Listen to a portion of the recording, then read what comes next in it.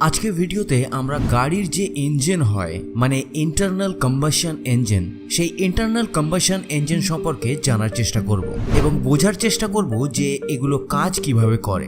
এই ব্যাপারটার মধ্যে অনেকের অনেক ধরনের কনফিউশন থাকতে পারে।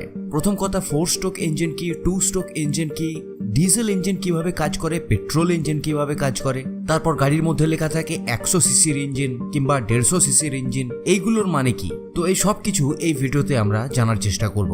এই ইন্টারনাল কম্বাশন ইঞ্জিনের সব থেকে ইম্পর্টেন্ট যে পার্টটা হলো সেটা হলো সিলিন্ডার আর পিস্টন। তো সিলিন্ডার কি? সিলিন্ডার হলো একটা লম্বা ফাঁপা জায়গা। যেমন দেখেছেন যে বাড়ির রান্না করার গ্যাস যাতে করে দিয়ে যায় সেটাকেও একটা সিলিন্ডার বলে, মানে মোটামুটি লম্বা ফাঁপা জায়গাকেই সিলিন্ডার বলা হয়। আর পিস্টন হলো ওই ফাঁপা জায়গার মধ্যে দিয়ে যেটা ওঠা নামা করে সেটা হলো পিস্টন।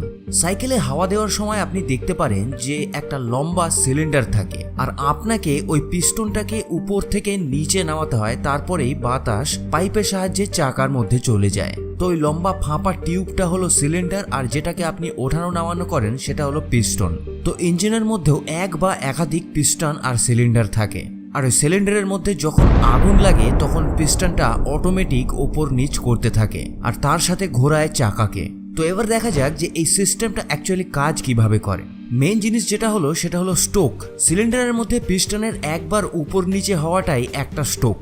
আর যে ইঞ্জিনের মধ্যে এর প্রসেসটা একবার কমপ্লিট করতে 4টে স্ট্রোক করতে হয় সেই ইঞ্জিনগুলোকে 4 স্ট্রোক বলা হয়। যেখানে 2টো স্ট্রোকেই পুরো সাইকেলটা কমপ্লিট হয়ে যায় সেটাকে 2 স্ট্রোক ইঞ্জিন বলা হয়। এবার আমাদের দেখতে হবে যে 4 স্ট্রোক ইঞ্জিনের একটা সাইকেল কমপ্লিট করতে যে 4টে স্ট্রোক করাতে হয় সেগুলো কি কি। প্রথমেই যখন ইঞ্জিন শুরু হয় তখনই ফিউল ইঞ্জিনের মধ্যে প্রবেশ করে এবং পিস্টনটা নিচে নামে। এটা হলো প্রথম স্ট্রোক আর এটাকে ইনটেক স্ট্রোক বলা হয়। তারপর পিস্টন যখন নিচে নামে তখন এর মধ্যে থাকা এক্সট্রা শক্তির জন্য এটা আবার উপর দিকে ওঠে এবং সিলিন্ডারের মধ্যে প্রবেশ করা ফিউলটাকে সংকুচিত করে, মানে কম্প্রেস করে। এই জন্য এই সেকেন্ড স্ট্রোকটাকে আমরা কম্প্রেশন স্ট্রোক বলি।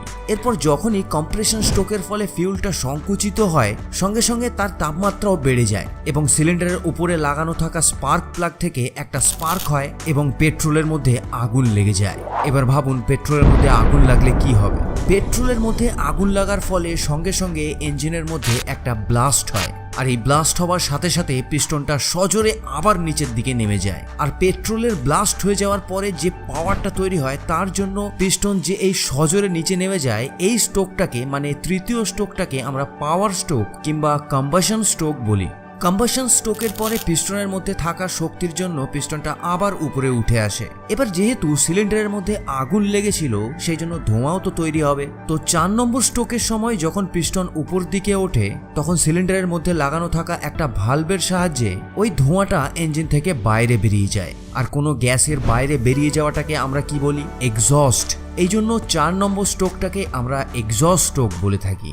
তাহলে প্রথমে ইনটেক স্ট্রোক, তারপর কম্প্রেশন স্ট্রোক, তারপর পাওয়ার স্ট্রোক এবং তারপর এক্সস্ট স্ট্রোক। তো এই 4টে স্ট্রোক যে ইঞ্জিনে করাতে হয় সেটাকে আমরা 4 স্ট্রোক ইঞ্জিন বলি। আর বর্তমানে বেশিরভাগ বাইকেতেই এই 4 স্ট্রোক ইঞ্জিনই ব্যবহার করা হয়। কিন্তু 2 স্ট্রোক ইঞ্জিনের ক্ষেত্রে কি হয়? 2 স্ট্রোক ইঞ্জিনের ক্ষেত্রে ফিউল যখনই ঢোকে তখনই আগুন লেগে যায় এবং পিস্টনটাকে নিচের দিকে ঠেলে দেয়। আর পিস্টন যখন ওপরে ওঠে আগুন লাগার ফলে যে ধোঁয়াটা উৎপন্ন হয় সেটাকে বাইরে বের করে দেয়। এই জন্য 2 স্ট্রোক ইঞ্জিনের ক্ষেত্রে 2টো স্ট্রোক হয়, একটা হলো পাওয়ার স্ট্রোক, একটা হলো এক্সস্ট স্ট্রোক। এবার দেখুন যে একটা 4 স্ট্রোক ইঞ্জিনের ক্ষেত্রে একবার ফিউলকে বার্ন করে 4 বার স্ট্রোক করানো যায়, মানে 4 বার চাকাও ঘুরবে। আর 2 স্ট্রোক ইঞ্জিনের ক্ষেত্রে একবার ফিউলকে বার্ন করালে 2 বারই স্ট্রোক হয়। এই জন্য 4 স্ট্রোক ইঞ্জিনে ফিউল কম খরচ হয় আর 2 স্ট্রোক ইঞ্জিনে ফিউল বেশি খরচ হয়। কিন্তু এটাও মাথায় রাখতে হবে যে 4 স্ট্রোক ইঞ্জিনের থেকে 2 স্ট্রোক ইঞ্জিনে পাওয়ার অনেক বেশি হয়, কারণ এখানে প্রত্যেক 2টো স্ট্রোকের মধ্যে একটা পাওয়ার স্ট্রোক আছে।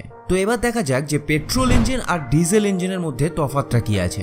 দেখুন, যখন পেট্রোল ইঞ্জিনের মধ্যে ফিউল প্রবেশ করে তখন পেট্রোলের সাথে সাথে একটু এয়ার মানে বাতাসও প্রবেশ করে। তো আপনার হয়তো মনের মধ্যে প্রশ্ন আসতে পারে যে আমার ফিউল ট্যাঙ্কিতে তো শুধুমাত্র পেট্রোলই ভরা থাকে, এয়ারটা কোথা থেকে আসে? তো আপনার বাইকের মধ্যে একটা ডিভাইস থাকে যাকে বলা হয় কার্বোরেটর। আর এর কাজ হলো তেলের ট্যাঙ্ক থেকে তেল এবং বাইরে থেকে বাতাসকে একসঙ্গে মিক্স করে তারপর ইঞ্জিনে পাঠানো। এবং তার সাথে আরও একটা ইম্পর্টেন্ট ডিভাইস থাকে যাকে বলা হয় স্পার্ক প্লাগ। আর এর কাজ হলো যে ইঞ্জিনের মধ্যে কার্বোরেটর যে পেট্রোল আর এয়ারটাকে পাঠিয়েছে সেটাকে স্পার্ক করে জ্বালিয়ে দেওয়া। কিন্তু ডিজেল ইঞ্জিনের মধ্যে যখন ইনটেক স্ট্রোক হয় মানে প্রথম স্ট্রোকটা হয় তখন তার মধ্যে কোনো ফিউলই যায় না।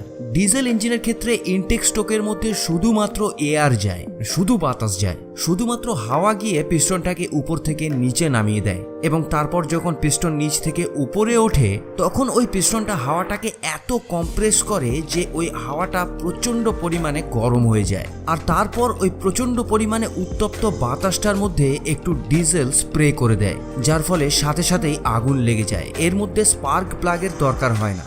আর এই ডিজেলটাকে ইঞ্জিনের মধ্যে স্প্রে করার কাজ করে ইনজেক্টর। তো ডিজেল ইঞ্জিনের মধ্যে কোনো স্পার্ক প্লাগ থাকে না, এখানে থাকে ইনজেক্টর, যেটা গরম বাতাসের মধ্যে ডিজেলটাকে স্প্রে করে দেয়। তো তাহলে আপনি পেট্রোল ইঞ্জিন কিভাবে কাজ করে, ডিজেল ইঞ্জিন কিভাবে কাজ করে বুঝতে পারলেন। 4 স্ট্রোক কাকে বলে, 2 স্ট্রোক কাকে বলে সেটাও বুঝতে পারলেন। কিন্তু আপনার মনে এটাও তো হতে পারে যে পেট্রোল ইঞ্জিনে পেট্রোল যাচ্ছে, ডিজেল ইঞ্জিনে ডিজেল যাচ্ছে, কিন্তু প্রত্যেকটা ইঞ্জিনে মোবিল কেন দিতে হয়?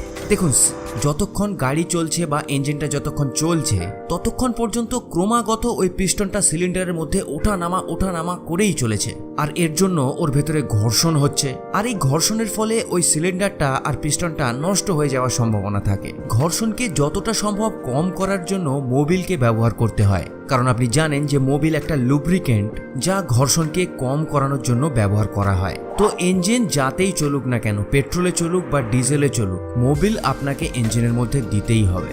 সঠিক সময় মতো যদি কোনো ইঞ্জিনের মোবিলকে চেঞ্জ না করা হয় তাহলে ওই ইঞ্জিনের নষ্ট হয়ে যাওয়ার সম্ভাবনা অনেক বেড়ে যায়। আরেকটা জিনিস বলে দিই যে পেট্রোল ইঞ্জিন 4 স্ট্রোকও হতে পারে, 2 স্ট্রোকও হতে পারে, আবার ডিজেল ইঞ্জিনও 4 স্ট্রোকও হতে পারে, 2 স্ট্রোকও হতে পারে। মানে এই 4 স্ট্রোক হবে না 2 স্ট্রোক হবে এটার উপর ডিপেন্ড করে না যে সেটা পেট্রোল হবে বা ডিজেল হবে। ডিজেল ইঞ্জিন অন্য রকমভাবে কাজ করে, পেট্রোল ইঞ্জিন অন্য রকমভাবে কাজ করে। এবার দেখে নেওয়া যাক সিসিটা কি। সিসি মানে হচ্ছে কিউবিক সেন্টিমিটার, মানে বাংলায় যেটা বলে ঘন সেন্টিমিটার, আর এটা হলো আয়তনের একক। তো একটা পিস্টন সিলিন্ডারের মধ্যে ম্যাক্সিমাম যতটা উপরে উঠতে পারবে এবং ম্যাক্সিমাম যতটা নিচে নামতে পারবে সেই জায়গাটার আয়তন যতটা হবে সেটাই হলো ওই গাড়ির সিসি। এবার যদি সিঙ্গেল সিলিন্ডার 100 সিসির ইঞ্জিন হয় তার মানে আপনাকে বুঝতে হবে যে আপনার গাড়ির মধ্যে একটাই সিলিন্ডার আছে এবং আপনার গাড়ির ইঞ্জিনের মধ্যে যে পিস্টনটা আছে সেটা সিলিন্ডারের মধ্যে 100 সিসি ওঠানামা করতে পারে। এবার যদি আপনার গাড়ি 2 সিলিন্ডার 100 সিসি হয় তাহলে আপনি কি বুঝবেন? তাহলে আপনাকে বুঝতে হবে যে আপনার গাড়ির মধ্যে 2টো সিলিন্ডার আছে যার প্রত্যেকটা 50 সিসি করে ওঠানামা করতে পারে। এবার ধরুন আপনি কোনো ভারী স্পোর্টস বাইক কিনেছেন যেটা 4 সিলিন্ডার 1000 সিসি, তার মানে আপনার বাইকের মধ্যে 4টে সিলিন্ডার আছে যার মধ্যে প্রত্যেকটার পিস্টন 250 সিসি করে উপর নিচ করতে পারে। তাহলে এই সিসির ব্যাপারটা আশা করছি ক্লিয়ার হয়ে গেছে। তো বন্ধুরা, আমি এই ভিডিওটার মধ্যে ইঞ্জিনের খুব বেসিকভাবে বিবরণ করেছি। এরপর আরো ডিটেলে বলতে গেলে আরো অনেক কিছু হয়। তো ভালো লাগলে বন্ধুদের সঙ্গে শেয়ার করতে এবং একটা লাইক করতে ভুলবেন না। আর আপনার নতুন কি জানার ইচ্ছা হয় সেটা কমেন্টে অবশ্যই জানাবেন। যদি আপনি চ্যানেলে নতুন এসে থাকেন তাহলে অবশ্যই সাবস্ক্রাইব করে বেল নোটিফিকেশন বাটনটা অন করে নেবেন। আর আপনি যদি সাবস্ক্রাইব করে থাকেন তাহলে আপনাকে অসংখ্য ধন্যবাদ। আজকে এই পর্যন্তই, আবার দেখা হবে পরের ভিডিওর সাথে। ততক্ষণের জন্য স্ক্রিনের এই ভিডিওগুলোর মধ্যে যে কোনো একটা আপনি এনজয় করতে পারেন। ধন্যবাদ।